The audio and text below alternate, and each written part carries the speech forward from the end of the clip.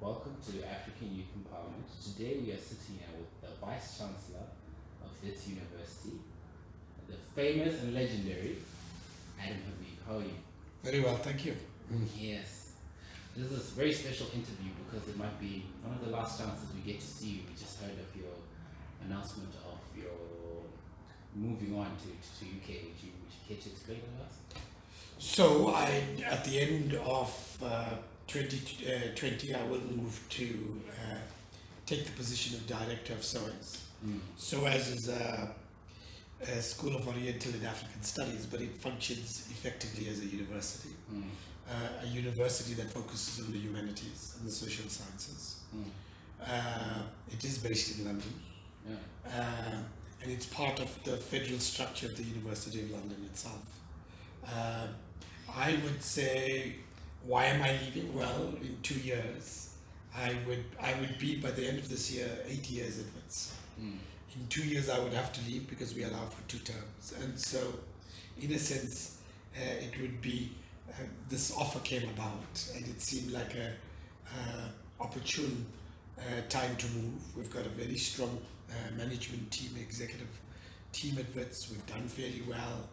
Everything's been tracking well. Finances, transformation, our research productivity, our graduate output, our numbers of postgraduate students, all of that has been tracking well. And so this seemed like an opportune moment to actually move on. I think Wits will be in strong hands, and it then gives me the opportunity to remain active in higher education. I love the fact that SOAS has a mandate of Africa, Asia and Middle East, because it allows me to remain committed institutionally to the continent and to higher education in the continent, and that's something that did attract me to the job itself. Just to look back at your career here at Wits, like the stats are amazing. When you say the number of graduates who have found employment, it's the highest in the charts. In your tenure, how Wits has managed to go from to be considered as pretty much the best university, as one of the best, or if not the best university in the country. What has been some of the highlights you've had over that time period? So, I think we've done really well as an institution. I'll give you the numbers. In 2013, we produced about 7,000 graduates. In 2019, we produced 9,500 graduates. In 2013, we had about 9,800 postgraduates. In 2019, we had 15,100 postgraduates. 2013, we did about 1,200 research units. In 2019, we were just under 2,000. Our transformation has done well. We've increased our demographics on the student front from about 72% black to about 82% black. Academic staff for the first time in our history is majority black as of 2019. We've been able to both transform but also build world-class institutions, and that's what's particular. 48% of our students are first generation, and 94% of our students get a job within 6 months. Those are incredible numbers, and we've done it over the last 6-7 years, and we're financially stable in a context where most public institutions are collapsing and technically insolvent in many cases. So we've done really, really well. There have been some difficulties. Obviously, Fees Must Fall was a significant moment in the last 6-7 years. And of course, it was a major challenge. I've always said I think it was a legitimate struggle. But I've also said that I thought that the tactics adopted by student leaders was inappropriate and unacceptable. Especially the burning, the violence, I thought was unacceptable. But overall, it's been, I think, a successful tenure. And that's a product of the collective community. The students, the staff, the entire executive, the academics, everybody coming together. It is amazing how much you can accomplish if a community comes together as a coherent and a cohesive body. And that's what I think we were able to do, despite all of the difficulties over the last couple of years. A community coming together, and we look at what Wits has become. Now I want to go back even further to before Wits, because this is our chance to really get into what made you. What steps did you take to become the Vice-Chancellor? So actually, the fact that I became Vice-Chancellor is by default rather than by design. I had no imagination that I would be targeting a position as Vice-Chancellor of a university, let alone Wits. In a sense, it's a kind of, and I think it's a lesson to learn for young people, that we are moving in an uncertain world. You're never going to be in a single job for the rest of your lives. So you have to have the capacity to reinvent yourself. And it seems to me that universities need to provide you with the kind of skill set that allow you to continually reinvent yourself for a changing world. I mean, how I ended up in this position is kind of by default rather than by design. I had started firstly as an undergraduate student in the sciences. Hated it, did not do well, and then went to do a second year, started a first year again in the Bachelor of Arts program. I thought that I would go to law, but along the way, when it was in the 80s, you had to do Latin and Afrikaans, and I didn't want to do that. And so in a sense, I went on, instead of being into law, went on into an honors program in political science and then a master's program. And as a result of that, I did my honors at Wits. I left my undergraduate degree was at UKZN, but I came to do my honors at Wits.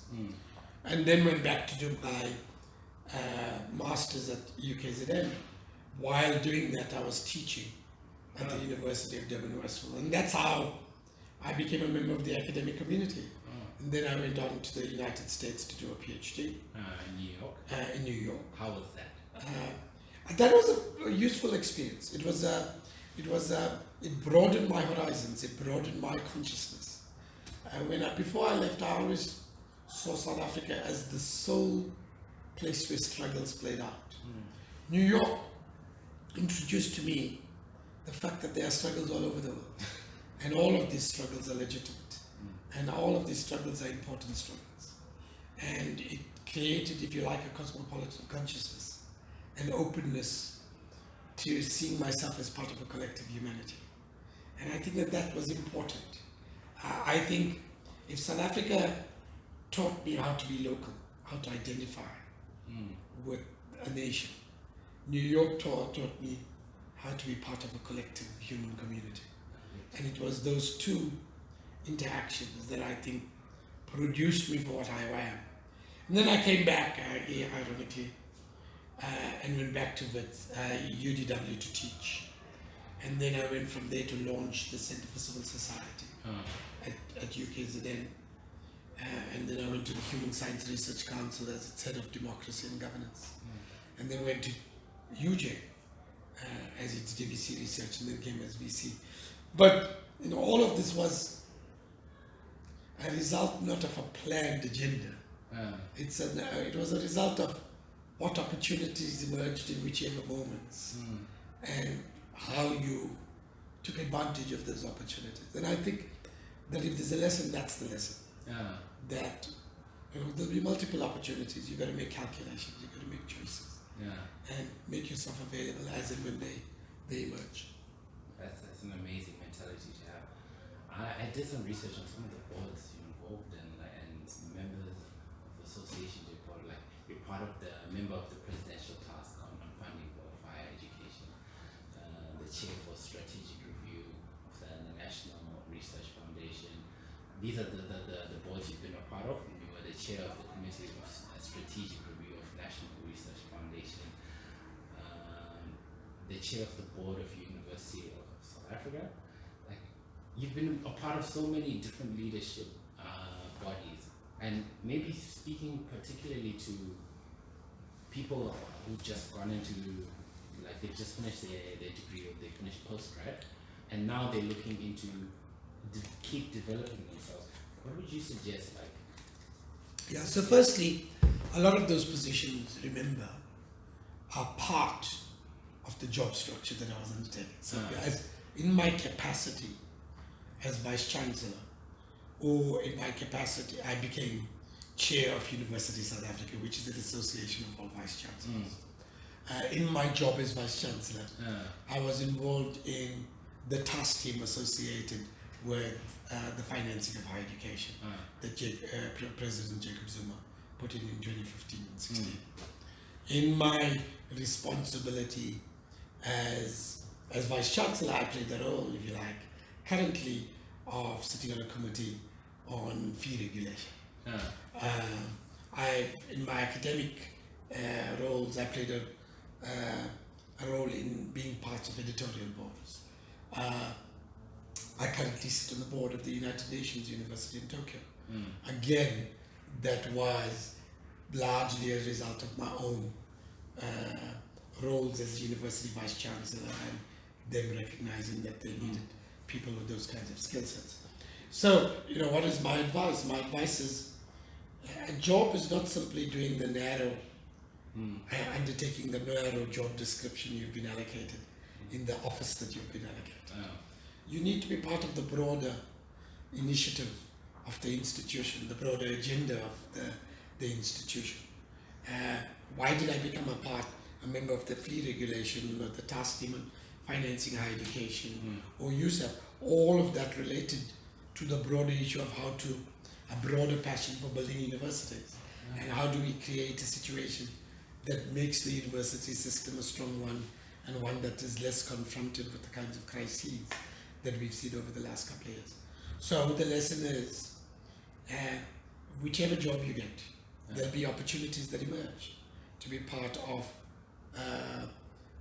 broader systemic issues associated with that job.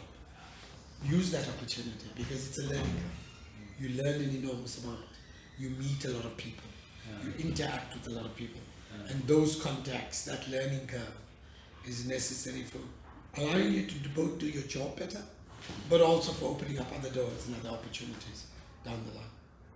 That's true. And would you say that some of the opportunities came while you were in your periods of study, like when you were still doing your PhD or when you were doing your master's? So, my first job as a teacher, as a junior teacher at the University of Durban Westville came while I was still studying for a master's. And then I took leave and went to do a PhD and came back. While I was in my undergraduate degree at Pietermaritzburg, UKZN, I worked for Second Trust while I was doing an undergraduate degree. And my role in Second Trust was to do literacy training for workers that were in the trade union movement. Training. So, I played a role. I've always tried to do more than simply my job.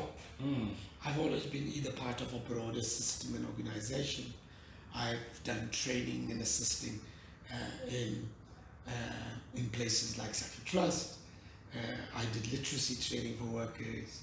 All of that kind of stuff, I think, played an important role in enabling me to learn and creating new opportunities. And so, in a sense, when those opportunities emerge, take it. Because they take you in ways down paths you may never imagine. And that can be a wonderful learning experience. It is. That sounds like it is. So, we wanted to ask you, this is more of a concerning issue. With the current situation within South Africa, with undergrads and degree students getting degrees, there's a concern that the future of South Africa, how do we protect our education institutions? With you leaving, like how we look at it, like if you are leaving, how can your successor protect the education and the legacy you've left or even elevated?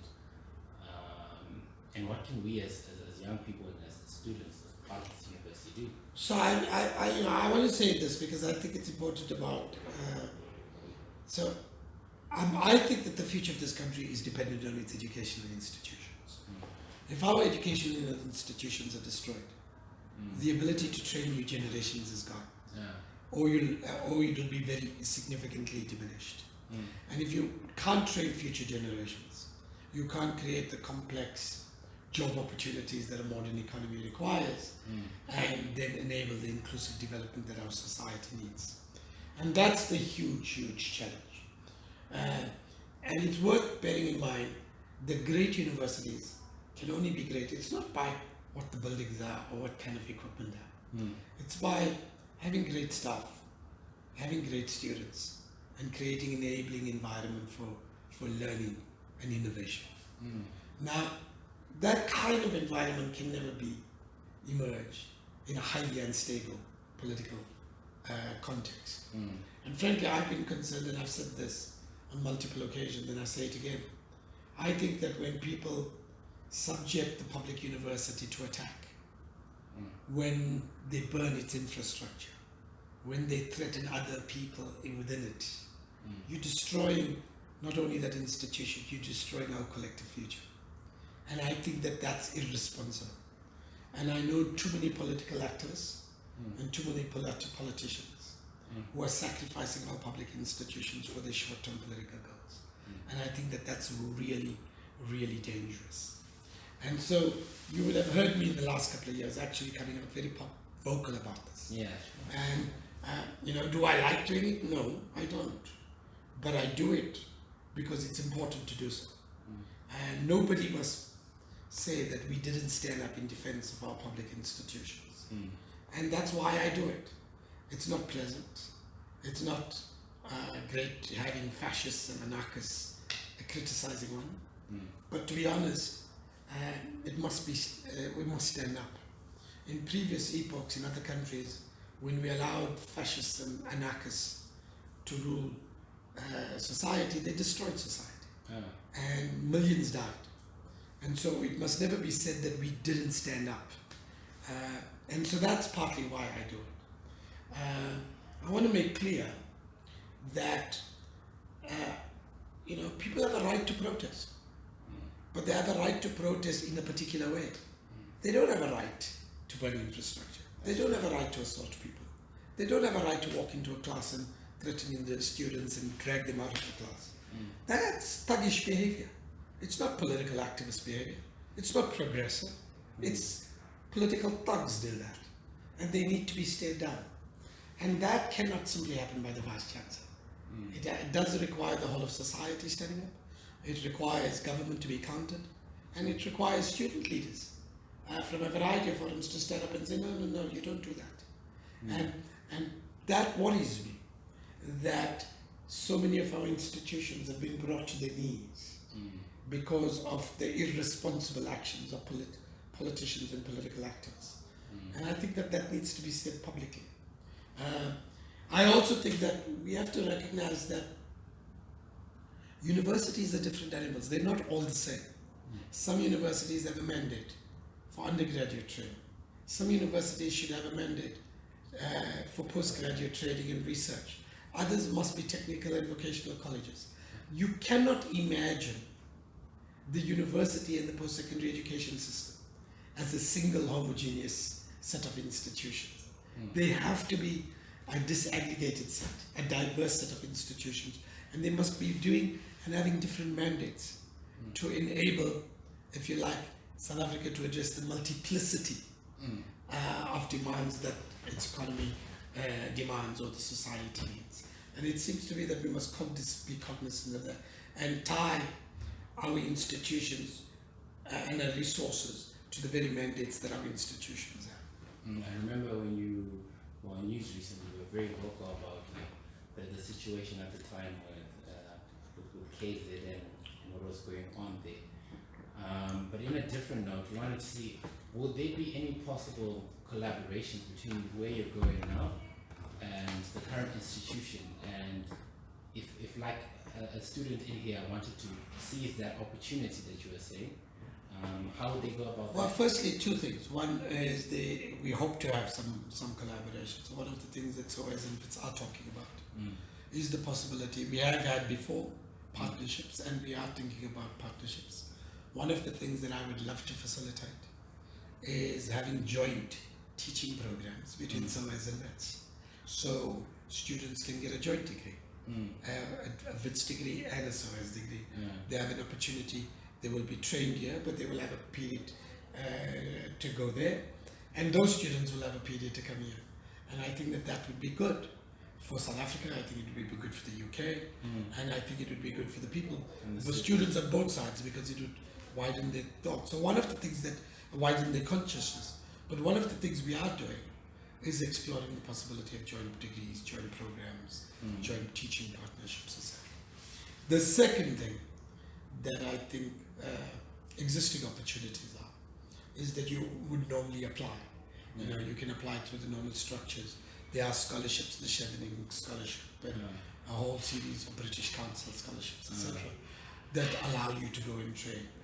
But what I worry about the brain drain. I worry about losing people, and therefore I'm quite keen on creating joint teaching programs and joint partnerships, so people can be both ensconced here, but have the kinds of global opportunities that international engagements allow. And it seems to me both of that can happen if we reimagine the way we do our global partnerships, and that's something we're thinking about and working on at the moment. That sounds amazing. Huh? Global partnerships within the space of South Africa, allowing it to retain some of its top academics and not go through the brain drain crisis of losing another Adam Habib. Well, yeah, I mean, and it's, a number of people have asked me, why are you leaving if you're so concerned about it? The simple point was, you know, my expertise is to run and to build research-intensive universities. We've got Wits, and now it's coming to an end, and we've got only a few of those. UCT, Stellenbosch, UP. In Africa. In South Africa, and this thing. And all of those institutions have good people. I'm very supportive of them, they're fantastic leaders, and I think that they're doing a good job.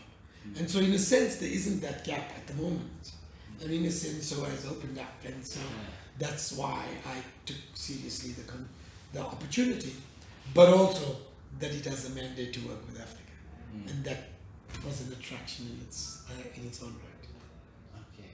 So as we're wrapping up this interview, I wanted to just ask you, if you could meet anyone in history, for the benefit of the youth of Africa, in particular, maybe we can talk about university students, for 5 minutes, what would you say? And what would you ask for that you think would reshape education within African context? It's an interesting context. I mean, if I had the opportunity to meet somebody, I would love to meet either Einstein or Karl Marx, because I think both have fundamentally impacted on the course of education and transformed research and teaching and learning in quite significant ways. Both were global figures. Both believe in the human community coming together and the human community learning from its historical past, learning from its past and healing the divides of its past. Both were successful in incredible ways, but we also failed in others. I mean, in a sense, Einstein's tragedy is that he had to leave his country, Germany, and run to the United States because of effectively genocide in Germany. Karl Marx remained poor of his life, but effectively wrote about how economies work and how to learn from the economy. He wasn't entirely perfect, but he greatly enhanced the study of economics and the understanding of the economy and human society. And so for both of them, they would be that would be important. If there was, what would I ask? What would I wish we did? I wish, my wish is a much smaller wish. My wish is, well, my great wish would be, my longer term wish, I wish we didn't have the outrageousness of the colonial experiment. The fact that parts of the world, because they were stronger, believed that they could subjugate an entire continent. Yeah. Because whether we like it or not, we live with the consequences of that subjugation every day of our lives. And yes, we need to heal those divides. We need to move beyond it. But we have to overcome the tragedy of our past. And between you and me, it seems to me that that's the singular biggest challenge and burden we confront every day. I will, however, say this. In trying to overcome our past, we cannot do so by settling scores with each other. You see, whether we like it or not, the human community has been killing each other for thousands and thousands of years. If we were to say we're going to settle all of the scores of our past, we'll never survive as a human community because we'll kill each other and destroy each other. Rather, what we should be saying is, let us understand our past. Let us make sure we don't repeat the atrocities of our past. And let us believe in a collective human future. And let us understand that that collective human future can't be sustainable so long as it's unequal. And if we can learn that and learn to act in a responsible way in that regard, all of us, I think humanity has a great future. If we don't learn that lesson, I think humanity would not survive as a species. That's true. Okay. Thank you so much for joining us. Thank you for having me. Yes.